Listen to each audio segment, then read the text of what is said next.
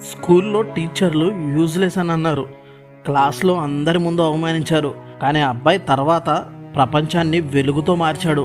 చిన్న వయసులో టీచర్స్కి ఒక ఫీలింగ్ ఉండేది.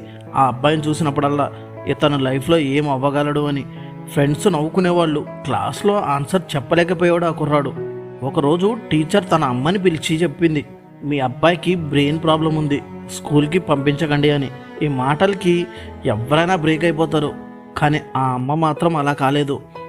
ఆ అమ్మ చెప్పింది, నా కొడుకు స్లో కాదు, డిఫరెంట్ అని.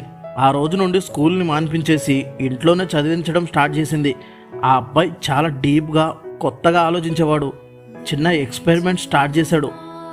మళ్ళీ ట్రై చేశాడు. మళ్ళీ ఫెయిల్ అయ్యాడు. ఒకటి కాదు, రెండు కాదు, 1000 సార్లు ట్రై చేశాడు. ప్రతిసారి ఫెయిల్ అయినా ఆపలేదు. ఫైనల్లీ ఒకరోజు ఆ ఎక్స్పెరిమెంట్ సక్సెస్ అయ్యింది. ఆ అబ్బాయి ఎవరో తెలుసా? ఆ అబ్బాయే థామస్ ఎడిసన్. బల్బు క్రియేట్ చేసి ప్రపంచాన్ని వెలుగుతో మార్చాడు. మీరు ఫెయిల్ అయ్యారు అంటే అది ఎండ్ కాదు, అది మీ గెలుపుకి స్టార్ట్ అని అర్థం.